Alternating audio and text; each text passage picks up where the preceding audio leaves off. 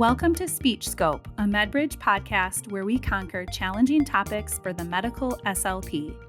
Our aim is to deliver actionable takeaways for clinicians like you through captivating discussions with experts in our field.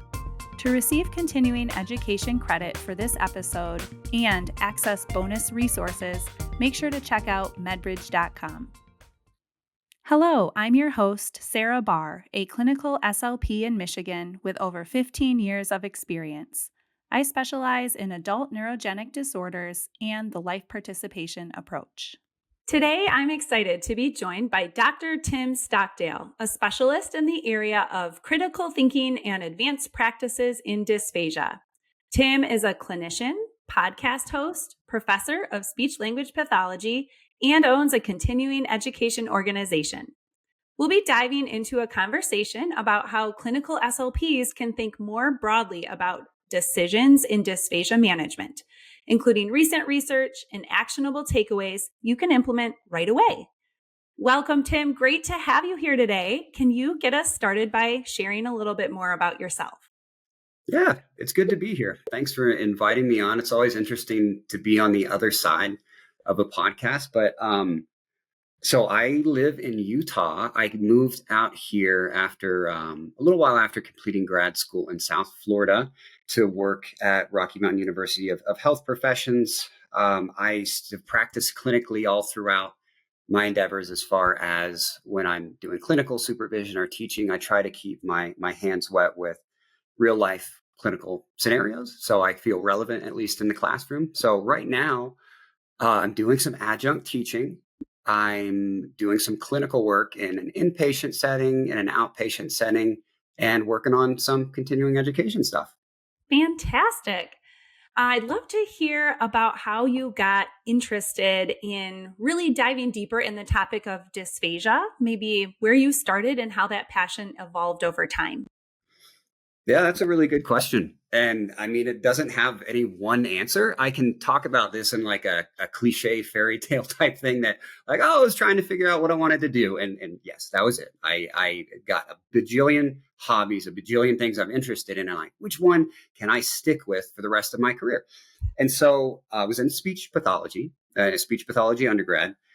And I was like, yeah, this is okay. I was doing shadowing, and some of the things I thought were interesting. Some of them I was personally like not as interested in, but I shadowed at an acute care facility. It was at a hospital. It was actually a WVU Ruby Memorial Hospital in Morgantown, West Virginia. And I observed a modified barium swallow study. And I'm like, wait, speech pathologists can do this. This is really cool. Like this is, I mean, I didn't know to call it fluoroscopy at the time, but I mean, this is an X-ray study. It's really neat. Like, and the patient aspirated, and the SLP had suspected they had aspirated, and I didn't know all of what that meant, but I'm like thinking, oh, these are big impact health outcomes, and I just thought that was cool. I was like, I thought this would be something a physician has to do, and then so from that point, I really was hyper focused on dysphagia. And I nothing has kicked me out of it yet. You know, I developed some other interest as I went along. But so, I mean, let's go to my CFY. So I was very fortunate to get an acute care CFY. And within that, I had some great mentorship. But there's still, I came out despite having like a traineeship at a VA and really focusing my coursework on medical facets of SLP. There were so many things I was unprepared for. Or was underprepared for. And then from there, I went and worked per diem at several facilities. And I saw such variation in practice patterns, like tremendous variation that is not, not always the strongest rationale behind it, or not, you can't cite an article to say like, well, in this article, in this patient population, XYZ happened. And I know some of that's because of a positive research, but also it's because of the depth of our education and so on. And so I'm seeing things and I'm getting concerned, like, could this be hurting patients more than it's helping? Not to be judgmental of an individual, but you just see such variability in practice patterns. Yeah. Right. And so a little bit later is when I was, my eyes were open to some publications that came out in 2018. Emily Plowman, Yanessa Humbert, the elucidating inconsistencies in dysphagia diagnostics, where looking at our knowledge of just being able to differentiate a typical from an atypical swallow and knowing what's in a normal range and that sort of thing. And I feel like between that and other publications that there's just been a lot that's been brought to the surface that shows there are gaps in education that one, we as a field, we care very much. We're intelligent. We have a tremendous amount of potential, but there's some things missing. And I don't know what all of those are. And so, but this is a very big impact item. It's something that we affect nutrition, hydration, pulmonary health, and so on. And so it's something that is really important. And so that's really driven my interest within this. I think neuro and I think the body is fascinating, but also the impact that we have on individuals in their lives. Yeah. So sounds like you've been a dysphagia guy from the beginning, and then really started with asking yourself some of those personal questions, and then kind of took it to the next level where now you're spending time educating others. Just as we start our conversation about maybe some of the things SLPs need to reconsider with dysphagia management, are you noticing any trends, or can you just give us like a high level view? Like, what do clinicians need to be questioning right now, given the research that's come out in the last 5 to 10 years? One of the things that is intrinsic to how we practice as a field, at least in the United States, is there's a whole lot of accountability on ourselves personally. And so within that, we have to try very hard to be mindful of our strengths, what we know and what we don't know. And I think one of the things that helps to reveal that is for the decisions that we are inclined to make. If you're breaking down like thinking into system one, the automatic decisions, the rules of thumb that you're thinking, I see this, it makes me think that, more kind of formulaic, versus system two, you're asking, well, why am I doing this? Why does it matter? Why do I care? I think the shift from the automatic over to the more critically thinking grounded framework where we're asking, well, why do I feel that way? Yeah. Why do I want to do this initially? And does it matter? So asking the question why, that's the biggest thing I think we need to ask ourselves, because we're going to see so many things. It's going to be relevant to what we're practicing on because we're asking why about what we see. And so if we ask why about what we see, it's going to reveal a lot about ourselves and about what we know and about our biases and about how grounded we are in the research or not. Right. And so I think that's a great place to start, asking why. That's a great place to start. And maybe people will find out, oops, I don't know why. And I need to do a little bit of learning. So let's kind of use that and dive into talking about dysphagia decisions. So it's always nice to frame our conversations by thinking about some of the recent research. You mentioned some of the 2018 publications that were really important for you. So do you want to share maybe an article that has helped shape your thinking and just give us some of like the highlights or the most important takeaways? Yeah. And this is very hard to come down to one because the framework that I'm trying to look at, I don't know of an article that's been comprehensive that's like covered all of it. There have been articles to me that have looked at big picture outcomes like pneumonia, dehydration and malnutrition and patients with dysphagia and so on. But as far as like going to one particular article, I mean, of course, there's Langmore 1998 that looks at all these different variables, and more recently, Palmer and Padilla, and even Barnes and it escapes me, but George Barnes, and y'all have to look this up. We'll put it in the resource or something. I was just going to say we should definitely like cite these and link out in our handout for the episode so people can have these at their fingertips too. That'd be great. Yeah, absolutely. But the thing about the Barnes article and Palmer and Padilla is they look into why we care, this risk of adverse outcomes, specifically, more at pneumonia in these studies, or the studies or the tutorial as with Palmer and Padilla. They look at, pneumonia, for example. They're looking at pneumonia. And within this, they're not just looking at aspiration, but they're looking at what other things correlate with or may contribute to the presence of pneumonia with aspiration. And so to me, one of the most important things about that is that it broadens our framework. Not just we see aspiration and we react and we do something, but we see aspiration and we ask why. Why does it matter? Not only what's causing the aspiration, which is very important. And there's been a lot of people who have been righteously and rightly bringing that up as don't just say the aspiration. Is it before, during, or after the swallow? What's causing it? Is there, reduced laryngeal closure? A number of different things. And that's important because we want to treat the pathophysiology. But I would also challenge you to go on the other side of that and say, why does it matter? Why does it matter if they've aspirated for this person? Do they have, an impaired cough reflex? Is their cough weak? Forgive me for using that term, weak. You could say a cough is weak from so many different perspectives, but just for the sake of saying this colloquially, is a cough weak? Do they have other issues with their immune system? Are they dependent on others for oral hygiene? All of these other things, and so it focuses more on the patient holistically and comprehensively in terms of healthcare, versus just what makes me afraid as a clinician or what I'm reacting to. What I really find is you think of the idea of the Dunning-Kruger effect, where you learn a little bit and you might think that you know a lot, just as the if you take like an aggregate of several individuals. The trend is, if you learn a little bit, you think you know a lot. And then as you learn more, you're like, oh, snap, I really didn't know as much as I thought I did. But then you learn more and more and you get stable. And then your self-assessment, your assessment of self is more proportional to, how things actually are. Your confidence matches your competence more than like in the earlier phases of that. And so, Roy, where I'm going with this is that I think that because we're trained in so many different areas, 9 diagnostic categories, and we might get one dysphagia course, or it might be split with another course. We might get a dysphagia placement, and it might be in one setting versus another. We don't learn about homeostasis and homeostenosis and functional reserves and all of these different things that we need to really know to have the depth of practice. But we get out there and we're told to fake it till you make it, which is horrible advice. In my opinion. I mean, in most cases in this, it's horrible advice. You don't fake it with someone's medical care, because then you make up rules and you're subject to your bias, your confirmation bias, because, just how you're interpreting the data. And so I think we're forced into that based upon our current education, how it is right now.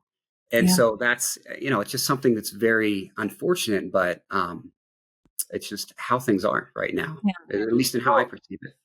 Hopefully just providing, even like the podcast, like right now we get this moment to help distill information so that people can improve their competence, hopefully. So let's talk about then your main focus here is looking broadly at whole body systems and asking why with dysphagia or aspiration, pneumonia, etc.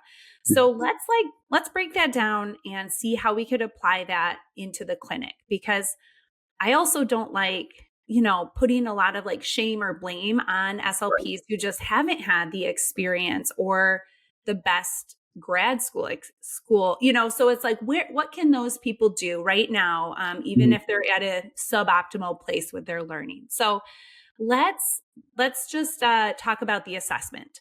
How do you think that we could adjust our practices in the assessment? So maybe that's different than what's been traditionally done, so that we reflect a more holistic view of the patient.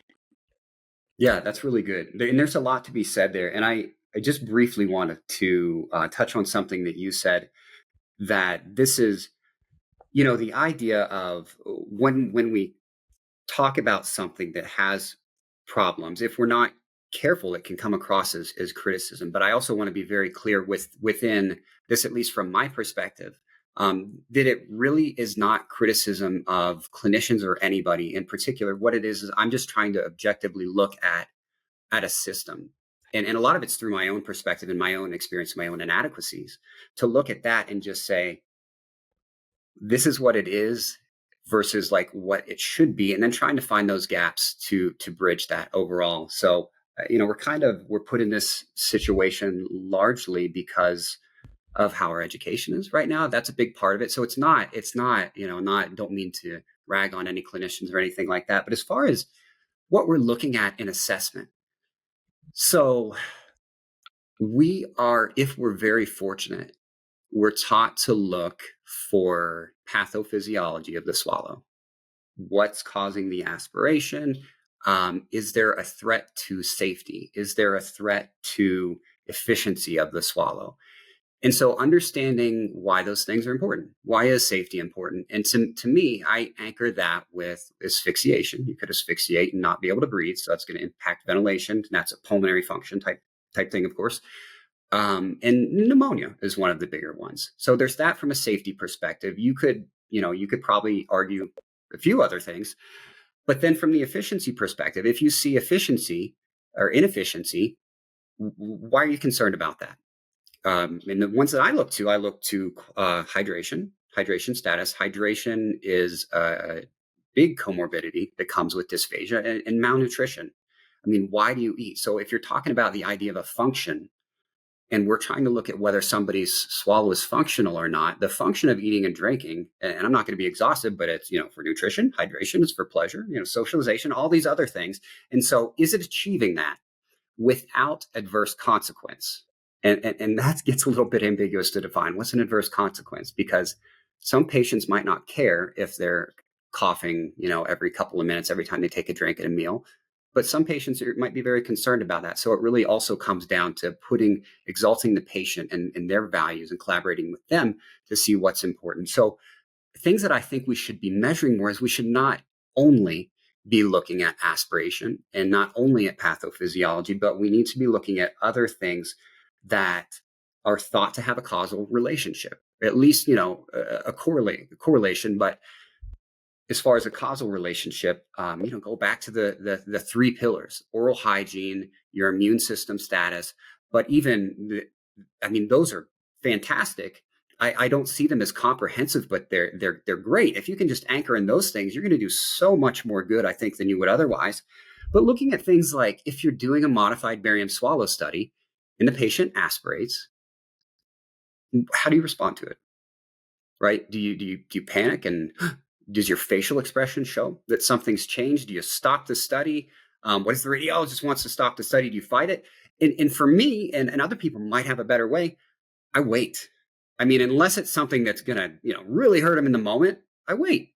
The reason is because if they react to it, and it might take a few seconds, then that's a positive indicator as far as whether or not they're likely to have pulmonary sequelae as a result of that. And if they don't respond to it, how much is it? Is it a lot? That sort of thing. Those are questions that I want to ask to myself and interpret later. But also, so the reflexive cough, brainstem mediated, right? That doesn't mean that's the only way to protect your airway if you aspirate. So if somebody aspirates and you wait and they don't do anything and you look at them and you're like, do you feel anything different? And you're like, well, feel something a little weird. And I'm like, okay, well, when you feel that, this is what it probably is. Man, look, this is what we see. We see aspirated material. So when you feel that, try to clear your throat real hard or try to cough and see if that works. So they're doing kind of like a cortical override of what their brainstem is not reflexively doing at that time. So that's a consideration. That's going to change our assessment. So it's kind of more like not just assessment to label someone and to diagnose, but it's also assessment to see what works as far as treatment goes. Because if you do that, then you're focusing on the big picture outcome of pneumonia, not just stopping the aspiration, but you might be, training them to cough whenever they feel that. And then it becomes sort of like almost cognitive behavioral treatment as well, too. Additionally, looking at the force of the cough. If they do aspirate and they have a reflexive cough with that, does the cough clear it? If it doesn't, there are probably some things that you can do to at least try to help that with respiratory muscle strength training, looking at training the muscles of forced expiration, the abdominal accessory muscles, the internal intercostal muscles, to try to achieve a greater level of force with that. But I mean, there's so many things that you could look at. Like I could ramble about this for a long time, but what framing it. Yeah, go ahead. Sorry. What I'm hearing you describe is moving beyond like kind of our traditional way of like, here's the pathophys, like this is what the base of the tongue did. But like going the step beyond and looking at like how it's impacting the client and like what we're projecting given their unique physical status, their cough status, their high nutrition, hydration. Just is that kind of what you're getting at here is like, Yes. take it a step beyond just listing all the pathophysiology. Yeah, that is where I'm going for sure. And I've used pneumonia here, but you're looking at several things: malnutrition, dehydration, their quality of life, and so it becomes a very collaborative thing with the patient and very patient specific. And also, some of that is a lot of it somewhat beyond our scope, and it necessitates collaboration. Yeah. And so when we're seeking but we're asking the right questions of these other people. We're not just saying like, "Hey, will you do my job for me?" We're asking the right questions like, what does this patient have that would exacerbate their risk of dehydration versus the stuff that I already know, like versus me knowing that dysphagia increases that risk. 44 to 75% of individuals with dysphagia have dehydration as well. And Yeah. so there's things like that, but it's going to force us to collaborate more, not only with our patient to understand what's relevant or what's important to them, but with other professionals. And I think that's going to build our credibility too, and embrace synergism. Yeah. Synergy. So tell me then, if you're trying to do an assessment that's a little bit broader, is that impacting the way you're writing goals or setting goals or looking at outcomes? Or I'd love to hear kind of you describe maybe even your clinical journey of like if you've shifted as you've learned more. Yeah. I mean, goals are hard. I'm not gonna lie. You're trying to operationalize something that is internal, and so as far as that goes, I mean, it is going to change the focus in terms of function.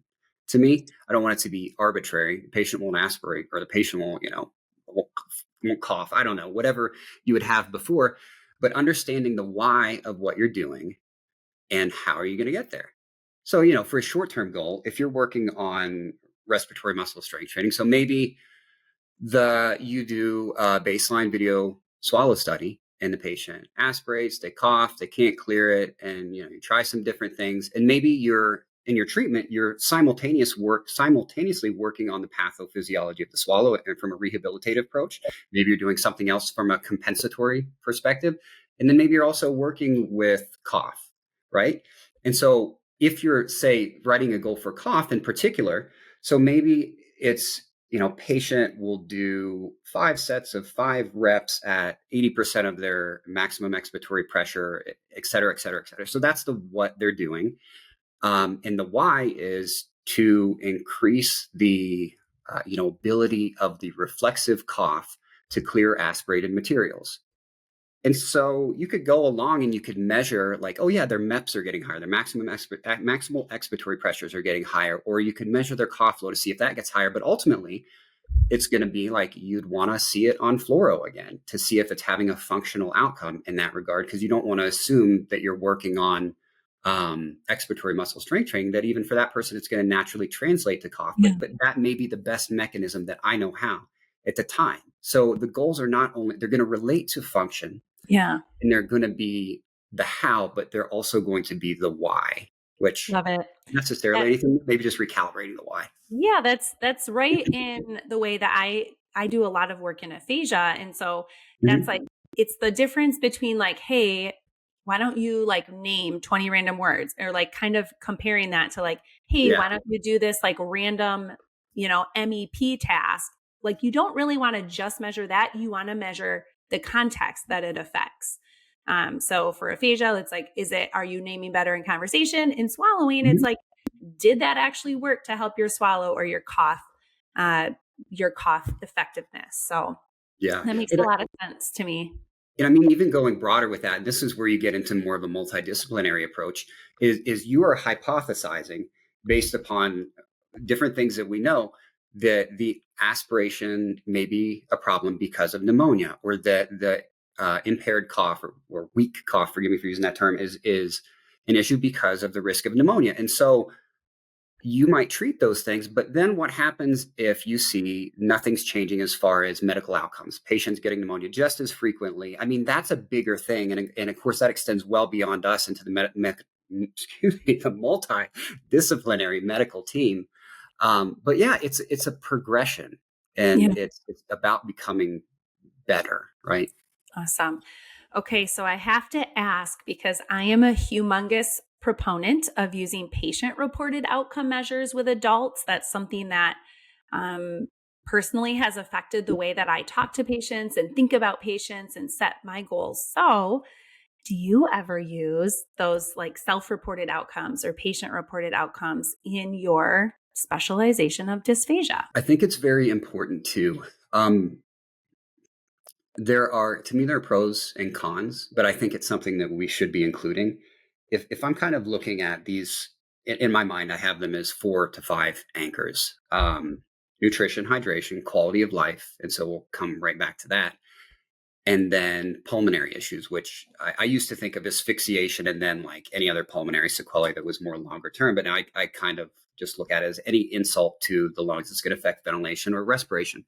And so with patient reported outcomes, you really get to the quality of life stuff, the stuff that matters, their confidence, which confidence is going to affect outcomes likely, and just how they feel about things.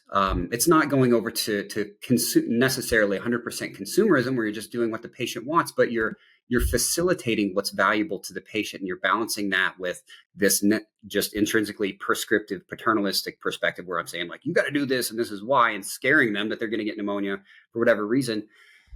But one of the drawbacks with patient reported outcomes is they don't always correlate with actual outcomes, with bodily physiological outcomes. So there's that perspective. And so it's just weighting it for what it's worth, because the quality of life and patient perception is very important too. But if the patient thinks my swallow's great, it's doing better, but they're still getting Fluoro, no change.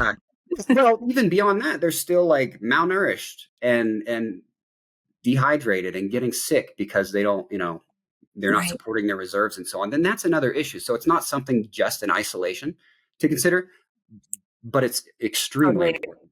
Yeah. Yeah. It's, sometimes I found it helpful even just for like understand, like a more efficient way to understand, like, I thought the patient's main complaint was going to be the symptoms, like I'm coughing at every mealtime, but actually when I did this patient reported outcome measure, what's bugging them most is just that their friends don't understand like their needs. And so it just can help prioritize like what even education you're doing. But I agree. It's not something to like get rid of the other evidence-based methods that we also have. So thanks. Yeah, absolutely.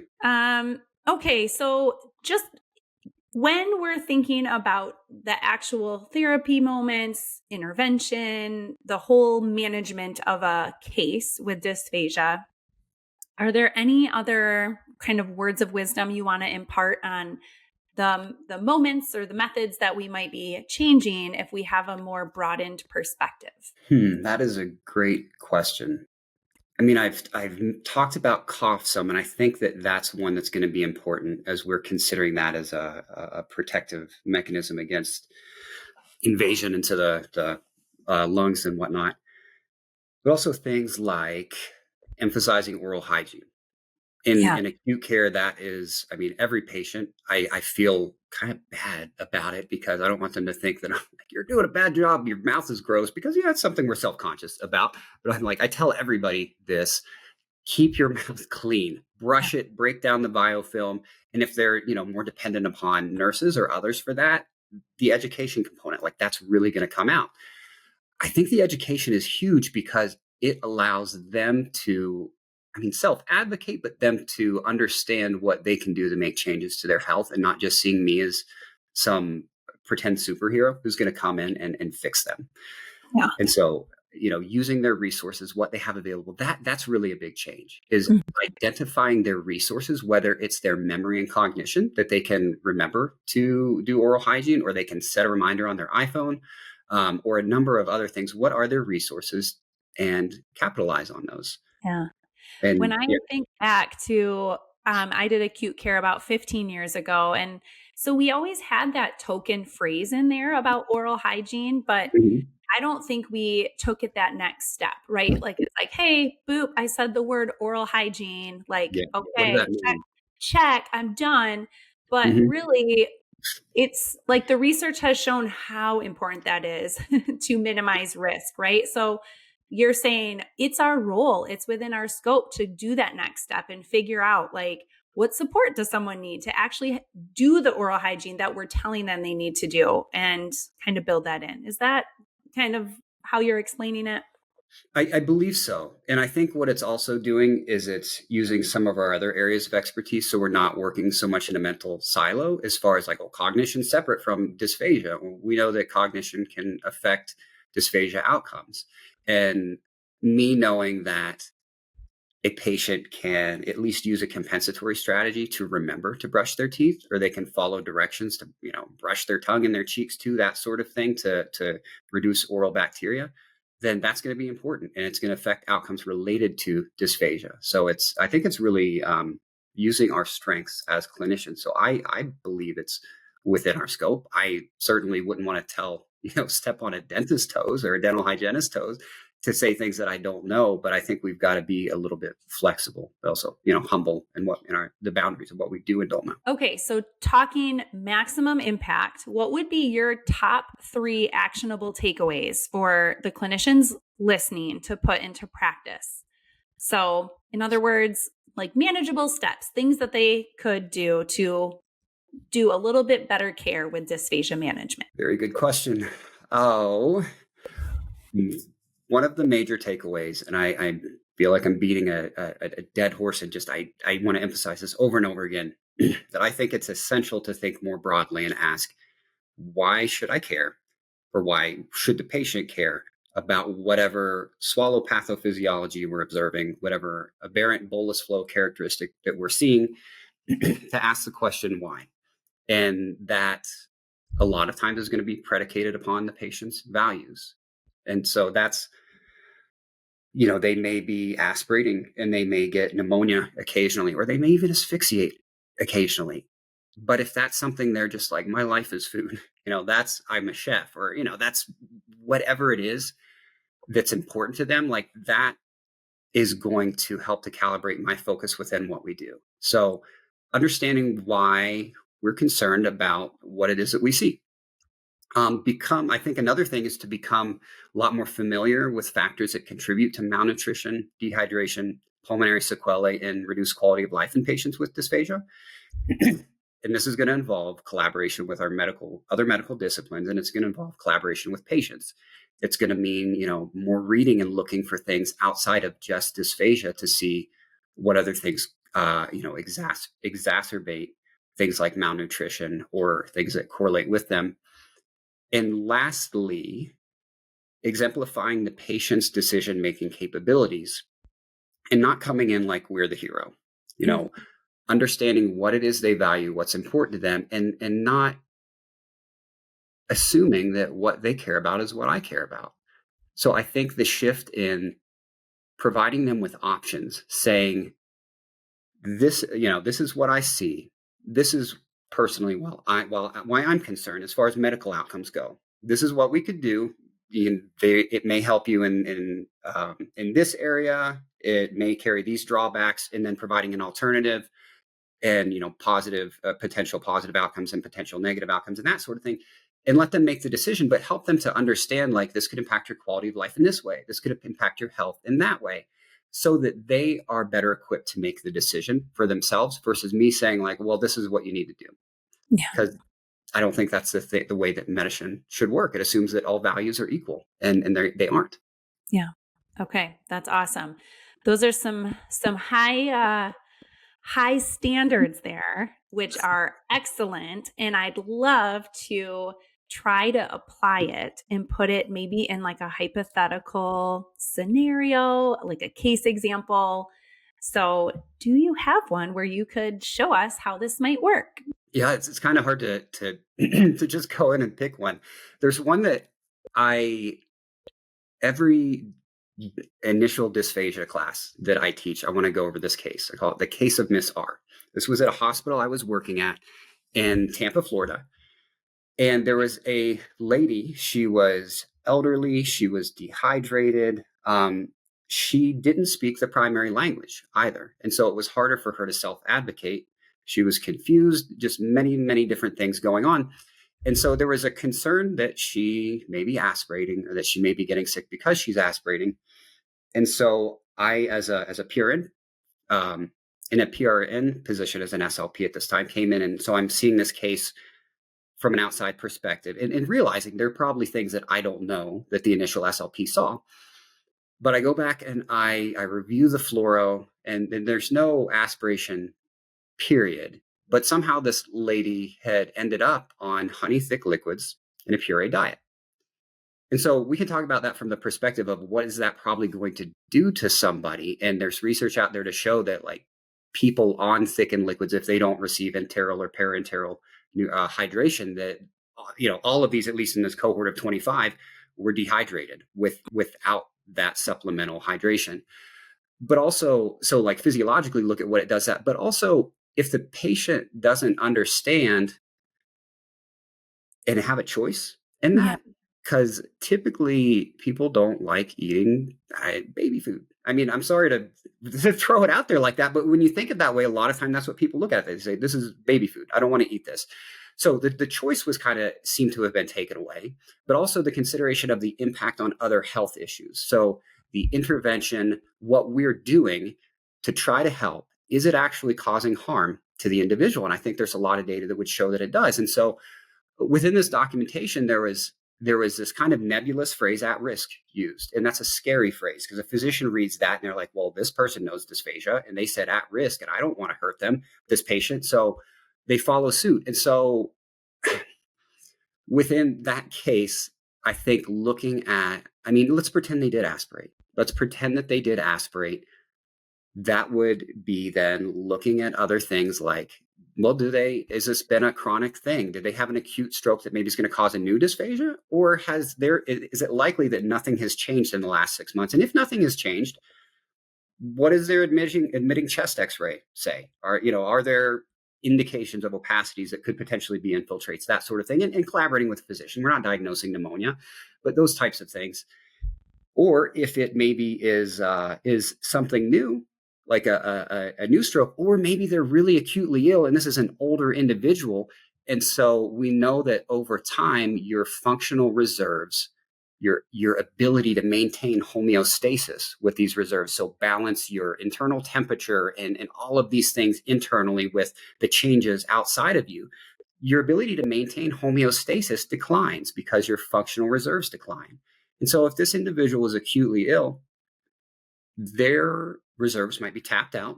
And because of that, their swallow might be a totally different animal than it was last week, that sort of thing. So making that consideration and education that even if hypothetically, let's just pretend that thickened liquids were the best thing in that situation. I'm not saying they are, just pretend they were, but at least saying with the patient, for right now, this might be the best thing. But I anticipate, based upon what I know, that this could likely be very temporary and transient. That gives the parameter of time, too, of time and consideration of acute impact of the illness, and not just what we see, but it's why do we think we see what we see? It's the impact of the chronic and the acute and all that sort of thing. And it allows them to make a decision. So, I mean, there are lots of directions that you could go with that, but that's one case that it just really has made an impression on me and has stuck with me. That's great. I love letting patients be involved in decision making. I think that's, a key part of person-centered care. But at the same time, we're working with people who can't always make great decisions. And so how do you balance that with dysphagia care, especially thinking about those people in the sicker stage? Like, I'm just curious if you've come up with any like solutions of like, hey, well, this person was confused. She wasn't like, it wasn't like the perfect scenario to say like, well, would you prefer pureed foods? Would you prefer, moist chopped foods, whatever? I don't know. I think it's a sticky situation because I think most SLPs would love to give choices, but then we're working with people who aren't at their like cognitive baseline sometimes. I don't know. Any tips or tricks? I'm kind of throwing that on you. No, that's great. And I think SLPs, I mean, every SLP that I've met, I can't think of one right now that has ever wanted to do harm to a patient or has ever wanted to not help somebody. It's very, very caring, loving, bright profession. With that, I mean, that is universal across all healthcare disciplines, I think. So we can ask that question in a way that's more broad than just speech pathology.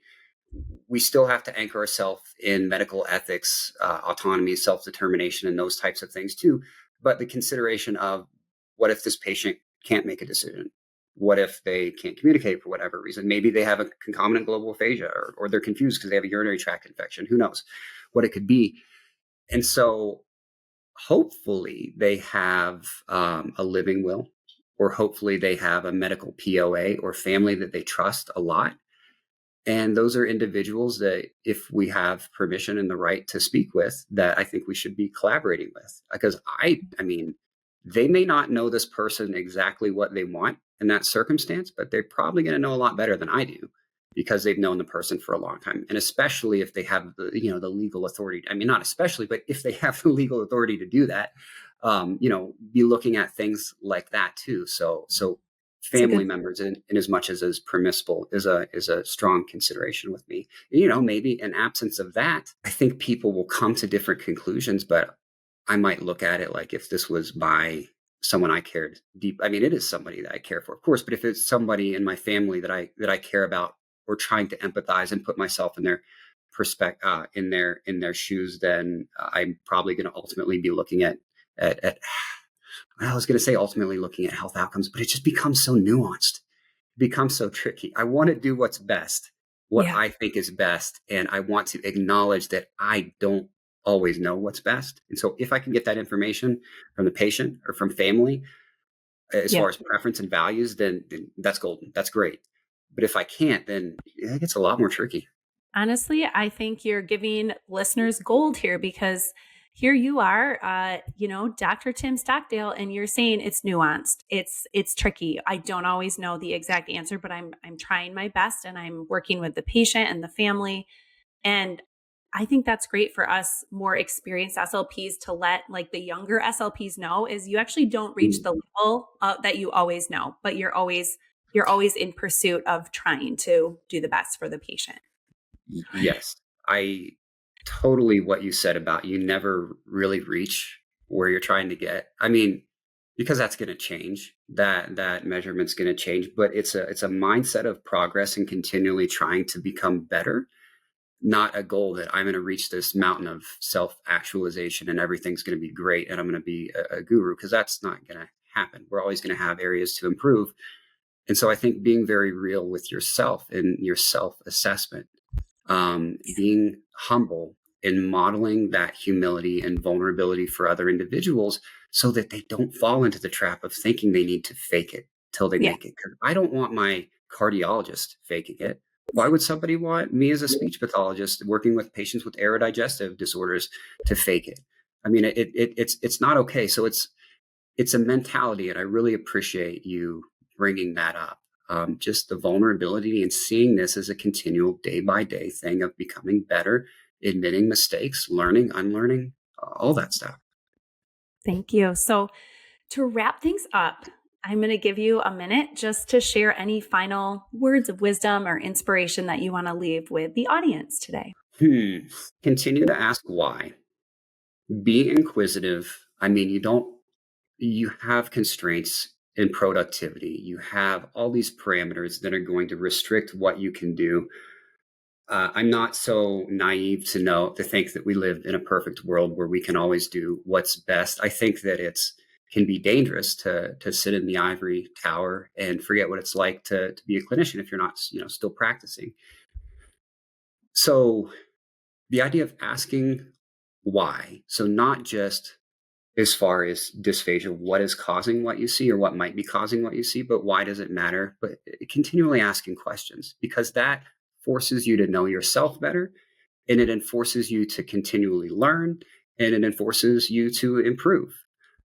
Also talking with other people, because someone's going to have, no matter how much you study, someone else is going to have a perspective from their own experience or from something they've studied that you haven't. That's really important. And even if they don't, just the fact that you've started a conversation is you've brought something to the attention of other individuals. It's very important. And I think that we're going to become better as a profession when we use all those resources of the people around us. I think it's almost, I appreciate it when people are like, Dr. Tim Stockdale and like that. It means something. I don't want to minimize what that means, but at the same time, back to the Dunning-Kruger curve, like, and I don't want to assume where I am on this curve. I don't want to sound pretentious or anything like that, but I just feel like the more you learn, it's like the more I realize there's a lot more that I don't know.